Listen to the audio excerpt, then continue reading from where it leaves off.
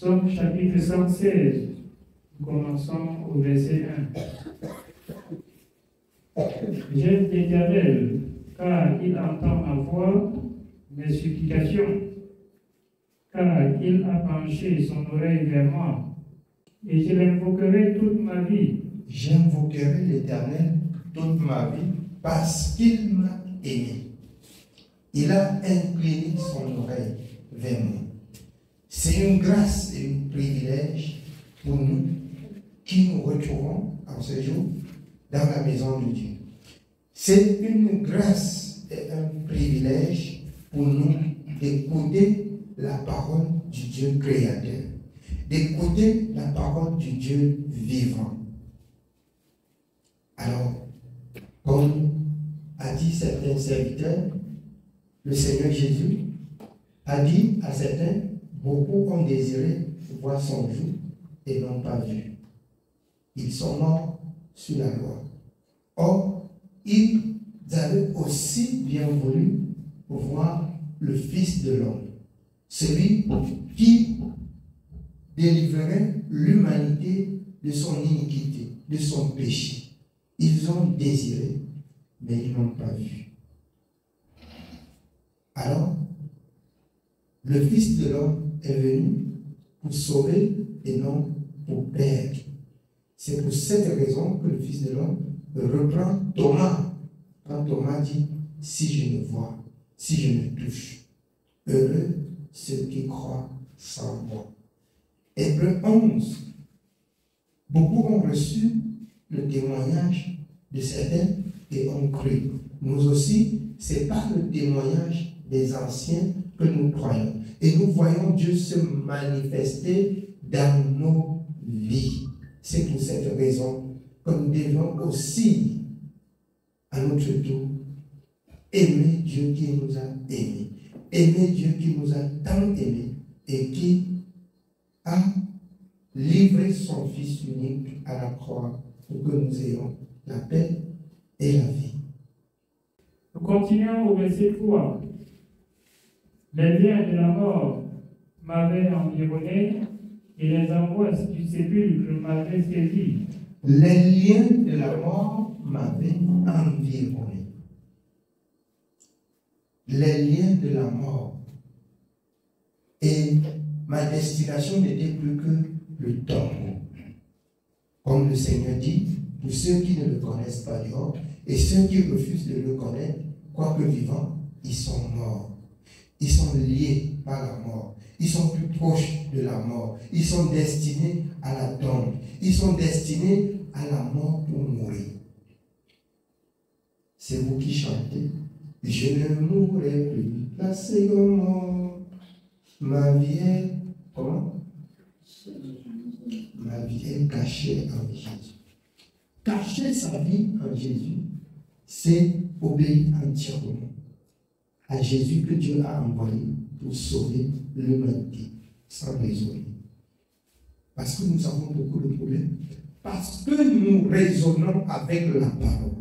On a beaucoup de problèmes parce qu'on raisonne avec la parole. Si ta vie est cachée en Jésus, ça veut dire désormais tu marches sur les pas de Jésus. Désormais tu marches sur les pas de Jésus.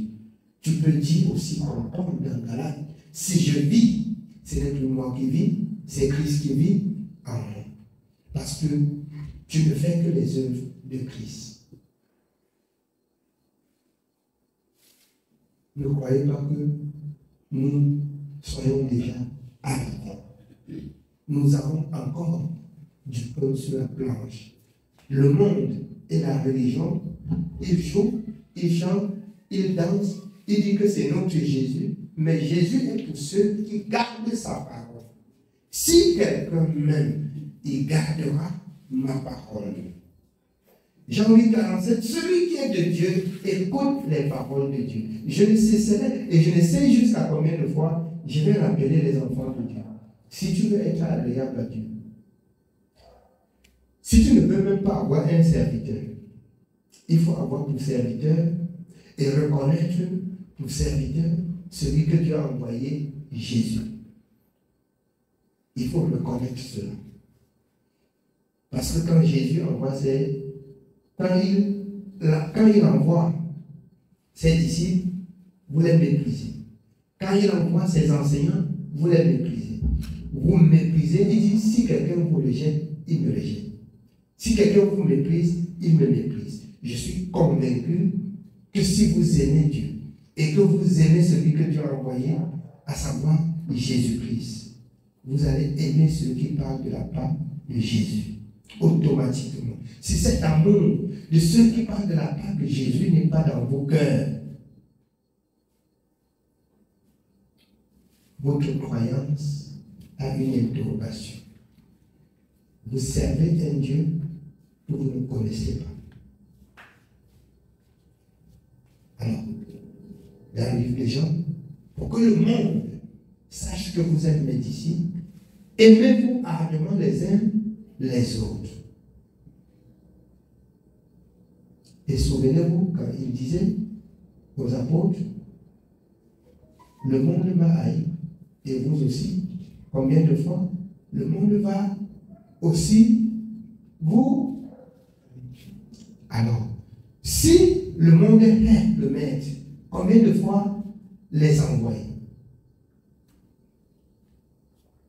Donc, si tu es pour Dieu, sache que la mauvaise pensée, les mauvaises images, les mauvaises réactions, la mauvaise compagnie, les mauvaises paroles, la mauvaise vie, ça ne doit plus être ton partage.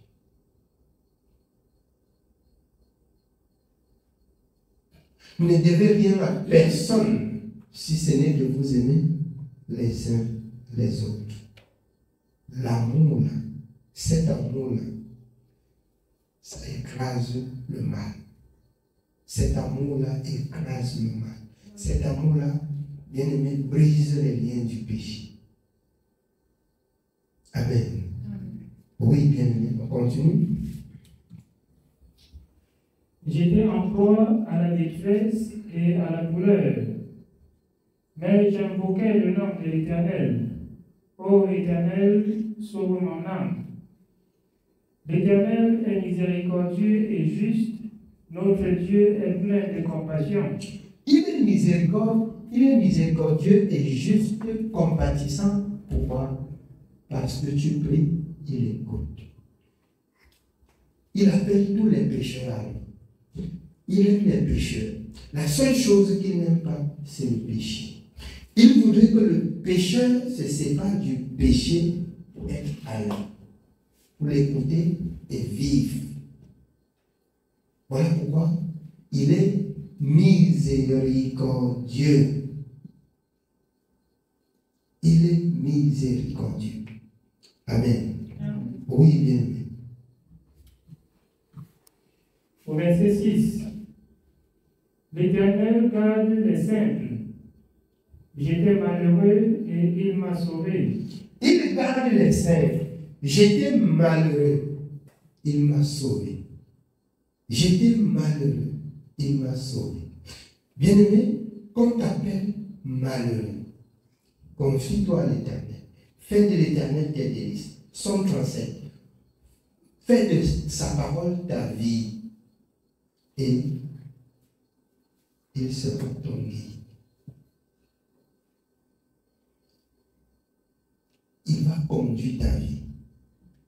Il va s'imposer à ta vie. Si toi aussi, tu t'imposes à sa parole. Tu t'imposes à sa parole, il s'impose à ta vie. Il défend ta vie contre le malin, contre ceux qui méditent même contre toi. Et je vous dis, si vous servez Dieu en esprit et en vérité, quiconque se lève contre vous, quel qu'il soit, emportera la paix. C'est le Seigneur qui a dit. Ces paroles, souvent, elles ne s'accomplissent pas. Pourquoi? Elles ne s'accomplissent pas parce que le juste lui-même n'est pas juste. Le juste est devenu injuste. Et c'est pourquoi les méchants, alors peuvent piétiner le juste et Dieu n'intervient pas. Mais si le juste reste dans la justice de Dieu, il dit même la chevelure d'un Matthieu de votre tête est comptée. Même qu'une graine tombe, on va l'expliquer. La personne qui cherche à tomber, même la graine de votre chevelure, va lui donner des explications. C'est un Dieu tout-puissant. Mais il arrive que nous ne le comprenons pas. Il arrive qu'on ne fait pas pleinement sa volonté et qu'on réclame la justice. La justice du juste le sauve. Si tu es juste, alors c'est pour aménager ton éternité. C'est pour aménager ta défense auprès du Seigneur. Amen. Oui, bien. Nous continuons au verset 7.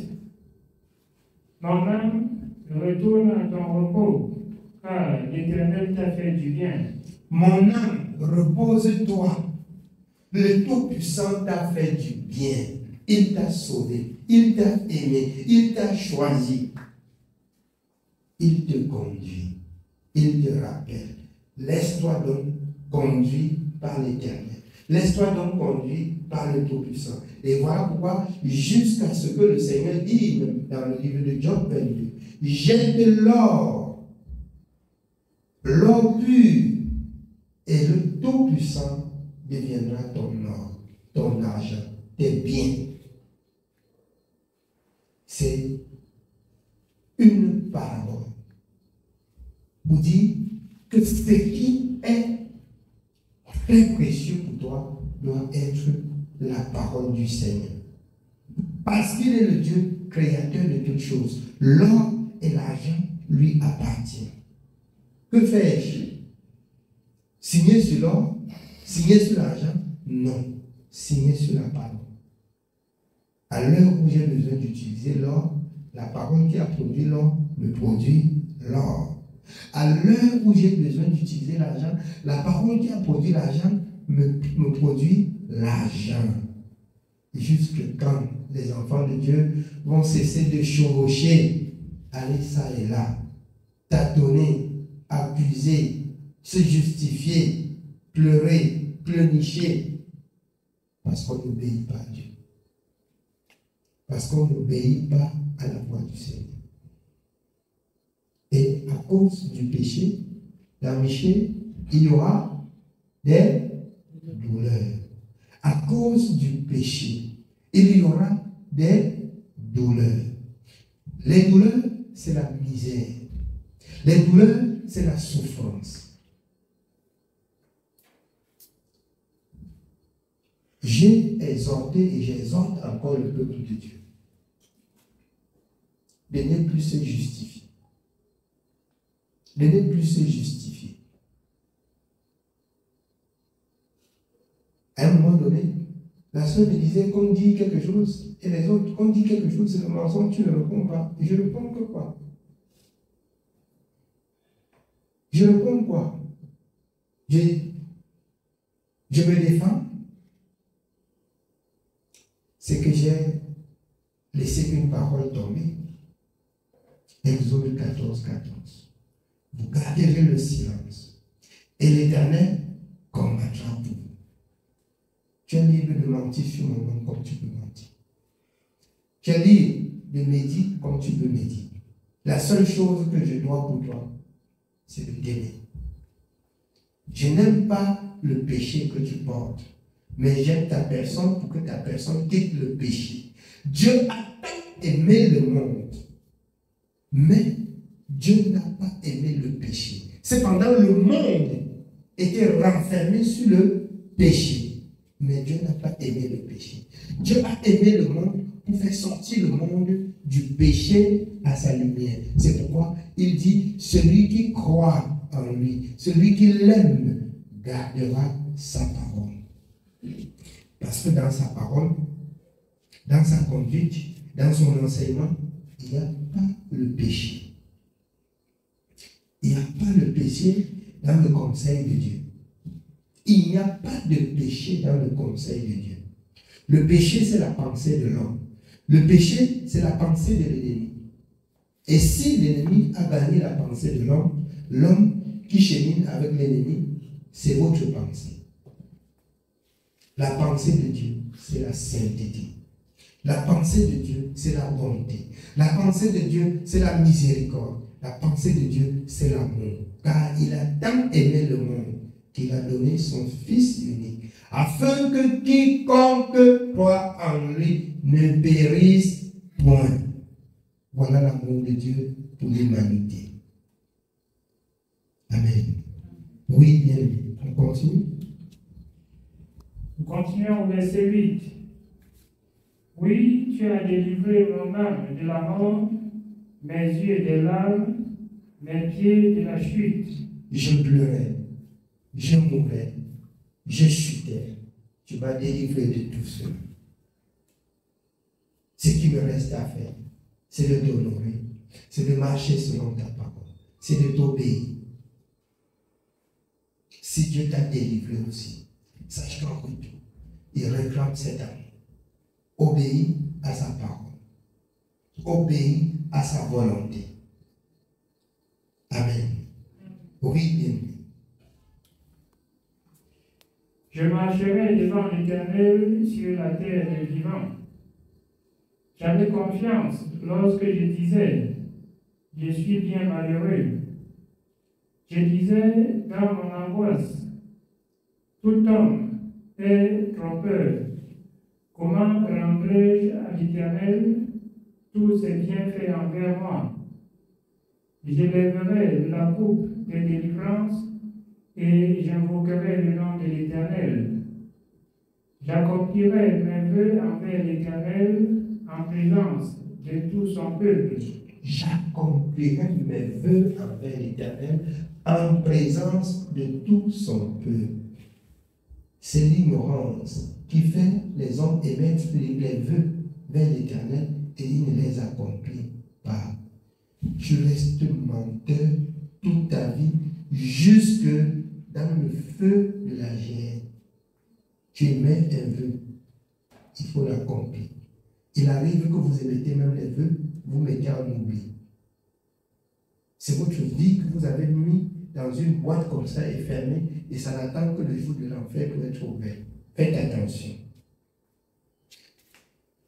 Le serviteur de Dieu, Paul, dans Éphésiens 5, qu'il ne sorte de votre bouche aucune parole mauvaise. Le psalmiste dans Ecclésiaste 5, alors,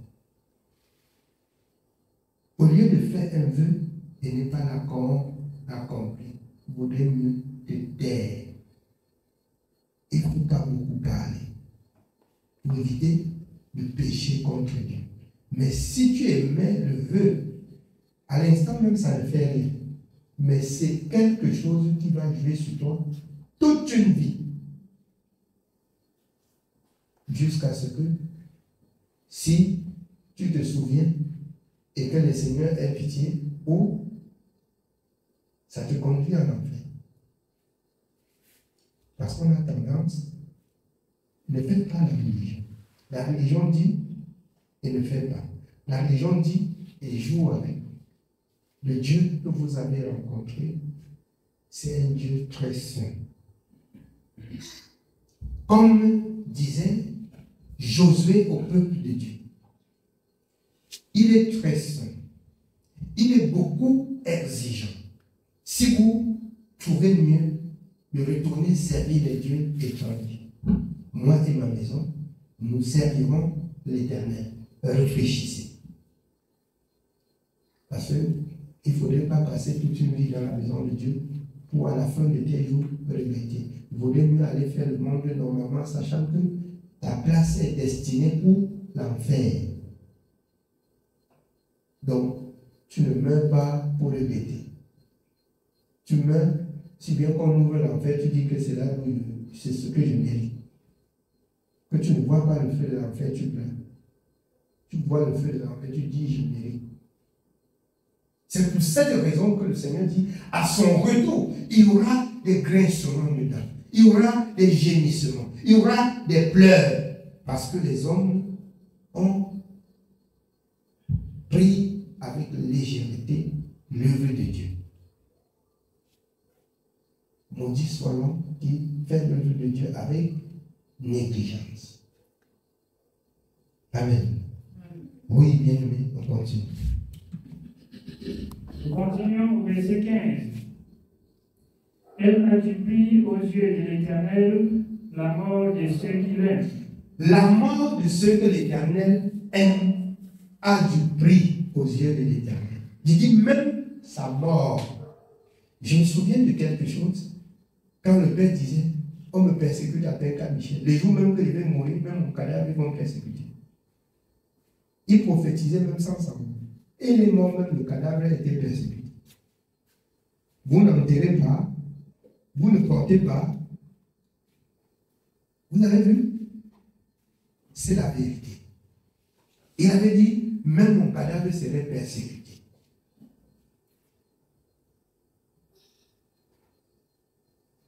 C'est la vérité. La mort, même de ceux qui aiment Dieu, leur mort est précieux aux yeux de l'Éternel. Vous voyez, avec Moïse, l'Éternel lui-même a enterré Moïse. Donc, il n'a même pas laissé que son cadavre soit entre les mains des rebelles. Parce que Israël, partant de l'Égypte, il n'y a que Josué et Caleb qui ont atteint Canaan. Et pourquoi est-ce que Moïse reste et voit Canaan de l'autre côté et sur la montagne, l'Éternel dit tu meurs là-bas? Parce qu'Israël avait irrité, il s'est mis en colère. Dieu a dit bon, tu vas voir, mais tu ne vas pas entrer. La montagne là, tu vas mourir là et je vais t'enterrer. Amen. Bien-aimés, que ça nous donne de réfléchir pour nous-mêmes. Que chacun réfléchisse pour lui-même. Si tu sais Dieu pour le monde, c'est que tu es du monde. Mais si tu sais Dieu pour Dieu, le monde va te haïr.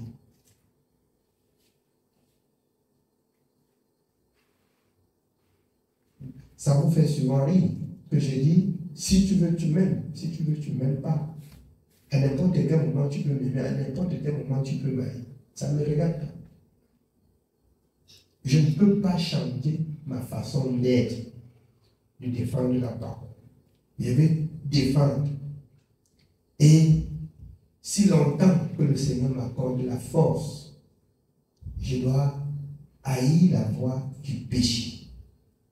Je dois avoir de la haine pour tout ce qui est mal. Je ne dois pas cajoler le mal. Je ne dois pas accepter le mal. Je vais condamner. Condamner. De toute ma force, je vais condamner le mal. Amen. Oui, bien. Continuons au verset 16. Écoute-moi, ô Éternel, car je suis ton serviteur, fils de ta servante. Tu as détaché mes biens. Je t'offrirai un sacrifice d'action de grâce et j'invoquerai le nom de l'Éternel. J'accomplirai mes vœux envers l'Éternel en présence de tout son peuple. Dans les parvis de la maison de l'Éternel, au milieu de toi, Jérusalem. Louez l'Éternel. Amen. Amen. J'accomplirai mes vœux au milieu du peuple de l'Éternel. Je ferai la volonté de Dieu.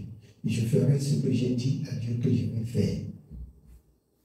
Vous avez lu hier dans Psaume 119. Celui qui est continuellement, qui craint continuellement, même quand c'est écrit dans le proverbe,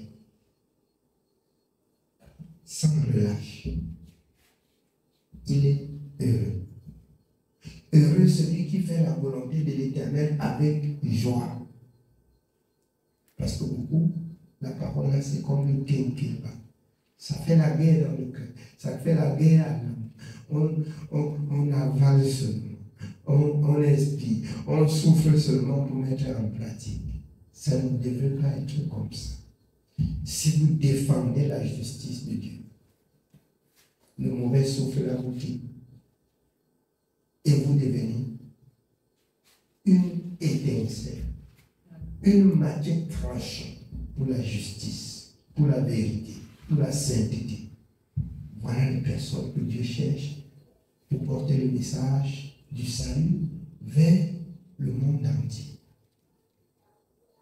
Des personnes strictes, des personnes sérieuses, des personnes ferventes d'esprit. Voilà des personnes que Dieu recherche. Pas ceux qui la même association romane, qui approuve le mal d'une autre manière. Tu vois que c'est mal, même chez toi, même partout. Tu fais comme tu n'as pas vu, tu ne parles pas. Dieu sait quand tu vois. Dieu sait quand tu gardes dans ton cœur.